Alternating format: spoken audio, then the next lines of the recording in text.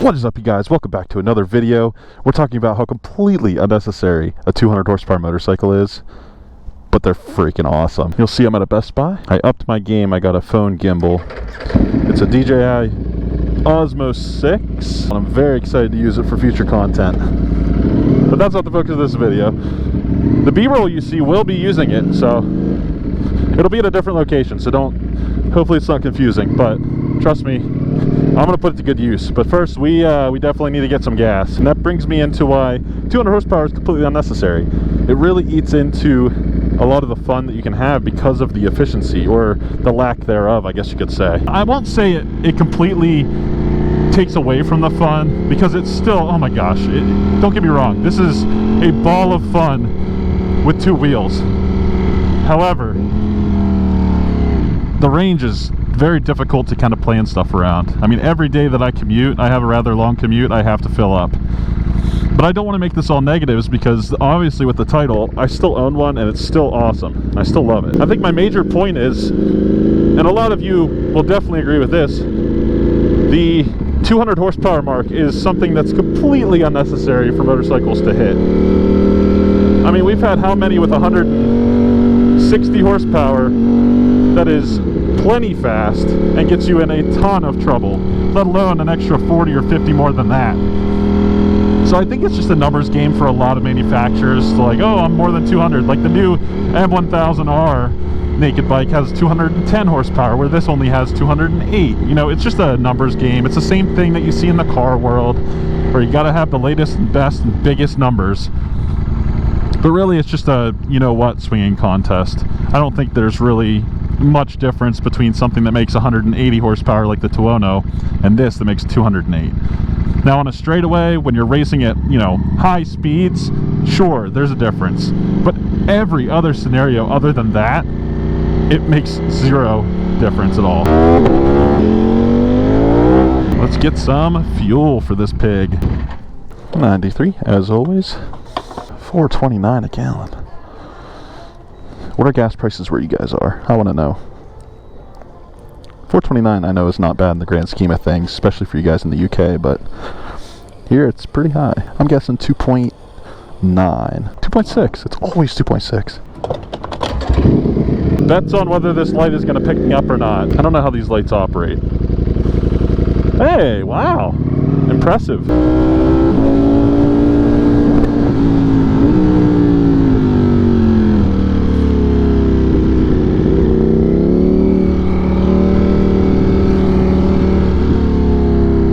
That was easy. I think my whole point with this video is I've had so much fun on motorcycles that made less than 20 horsepower. So for something that makes 208 horsepower, you know, close to 200 at the wheels after tune and everything, is there really a lot to be gained by having something like that? Now, before we get back into it, I'm about to show you one of the only reasons that I do think 200 plus horsepower is a benefit to a motorcycle.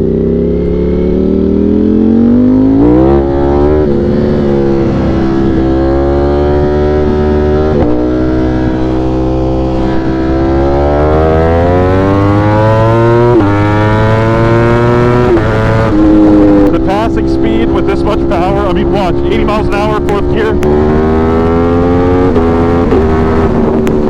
Ridiculous.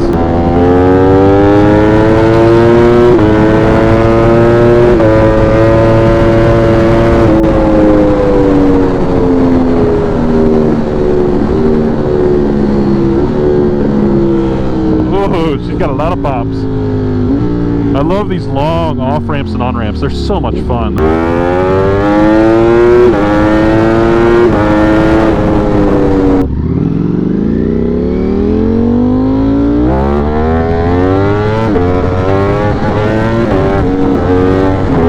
I don't think I have to explain too much. I kind of let the bike do the talking, but I think you guys understand why I chose something with this high of horsepower. There's something about the allure of having one of the most powerful motorcycles made, and I think that is the main reason that people buy these things. It's not that it's a 30 horsepower difference and that makes the, you know, total different experience, because it really doesn't. But I will say with this bike in particular, the experience is different because this V4 makes all of its power up top.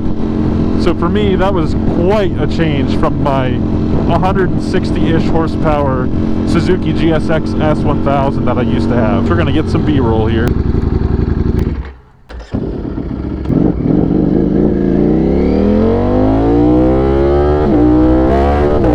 I just think that these bikes are directed at a very specific clientele where they've been through all of the normal bikes, you know, the leading up to, like I mentioned, leader bikes that have like 170, 180 horsepower, and they want something a little bit more, you know, the, again, top tier, that upper echelon of motorcycles. And I think these bikes tick that box. But for all intents and purposes, you don't need it. This is not a power level that I would tout to people and be like, you have to have it. I do say that you have to experience it at some point because it is ridiculously fun. However, I don't necessarily believe that it's right for everybody. There are a lot of cases actually where lower horsepower motorcycles are more fun. For instance, Kevin and I used to have Chinese enduro bikes. They were Tao TBR7s. I kind of want one again because I swear we had more fun on those than we have with any other motorcycle, and those made a whopping 15 horsepower, maybe 16, I don't know. But regardless, they were so much fun. Like, I get that that's sort of off-road and on-road, so it's kind of hard to do an apples-to-apples comparison, but regardless, even motorcycles that make 50 to 70 horsepower, I've had those. Super fun. You can have fun on all different kinds of motorcycles. You do not need this top-tier 200+ horsepower motorcycle. If anything, I would kind of discourage it if you're someone that gets tempted to go fast, because you're 0 to very illegal very fast on these bikes, whereas on the lower bikes you could gun it for, who knows, 5-10 seconds and still be around the speed limit. So obviously I can go back and forth with pros, cons of these motorcycles and why they're unnecessary and why I own one, but I want to know what you guys think. Put in the comments below whether you own one of these, because I know a lot of you do, or whether you're looking at them, or maybe you have no interest in them but you came across my videos, which, hey, I appreciate you watching. You don't have to own one of these to watch my videos, so let me know what you ride or want to ride in the comments below, and maybe why horsepower doesn't matter to you. This was definitely my next step up. I wanted something faster than my last bike, and I didn't want to make a baby step from 160 horsepower to 180, so I did kind of another leap. But unless you're above 11,000 RPM just ripping this thing, there's not much of a difference. You can see that when we ride Tuonos, Super Dukes, you know, all the different motorcycles in comparisons. Even the ZH2, they are all very similar bikes. Now, that's in a straight line. Handling wise, there are a couple that are better than others. I think that's why I kind of swayed this way and away from the other ones, was because this was the top of the test. Every test that I watched, this was pretty much at the top. There were a couple that put the Aprilia up there, but regardless, those two were definitely the top two most of the time I watched. Experiencing them is a total different thing as well. All of them have little quirks and features that might, you know, sway you one way or another depending on what you're interested in. I'm calling all of these videos road rambles because I don't want you guys to get the impression that this is something that I have a script for, put together ahead of time. This is just something that I like talking about. I really want to get your guys' input on. In my perfect world, you would have a 200+ horsepower bike to just absolutely decimate most vehicles, an enduro bike to take off-road, a touring bike to take on, you know, adventures. You could call them adventure bikes, whatever, you know, the like the Multistradas or the BMW, what is it, the M1000 XR, those kind of things. And then maybe a putt around town like a Grom or a smaller CC Supermoto or something like that. I don't know. It'd just be really fun. Kind of best of all the worlds. Now we're going to play the game of which way this person goes, because the road will fork up here, and I'm definitely going whatever way they're not going. I do think there's some practicality to having a bike with this much power, but it's nothing that motorcycles that have 160 and up don't have, if that makes sense. So if you're on a bike with over 150, 160 horsepower, you're gonna have passing power, you're gonna have a lot of top speed, you're gonna have the ability to get up and go when you want to. So it's not necessarily indicative of just 200+ horsepower motorcycles, but it is an added benefit, something you can talk to your wife about and say, hey, you know, hey, it keeps me safer, I can get away from dangerous situations even faster. Wheeling at almost 100 over a hill, no problem. Even on flat ground, this thing just rips it up. Like, there's no bike that you actually need to do that stuff with. Oof, someone hit that truck bad. Wow.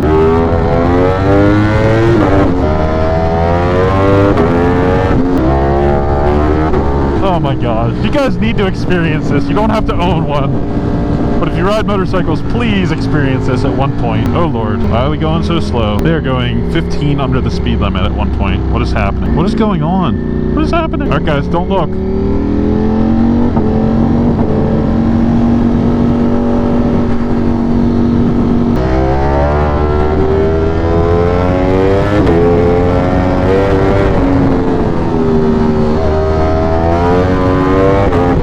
Again, you don't need 200 horsepower. Don't need it. But it's so much fun. Hope you guys are having an awesome day. I know I ramble a lot. That's why I titled the video that way. Hope you're enjoying it. So much fun. I cannot... That word has repeated itself so many times, not only in this video, so I apologize, but just so many times as I'm just riding without the camera on. It's just exhilarating. I've never had the same feeling on a bike as when I'm on this thing. There's something about it, something special about the V4 or having that much power, I'm not sure.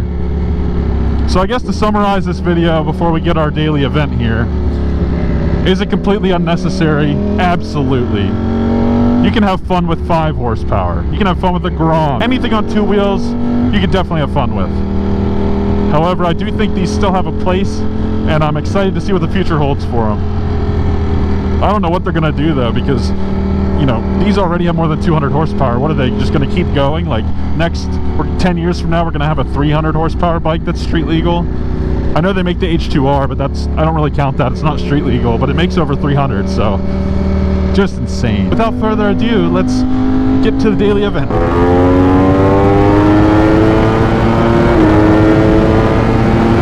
Woo! That was easy.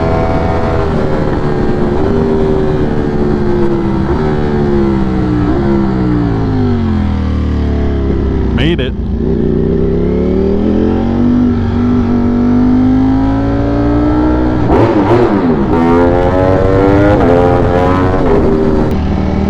I really hope you guys enjoyed.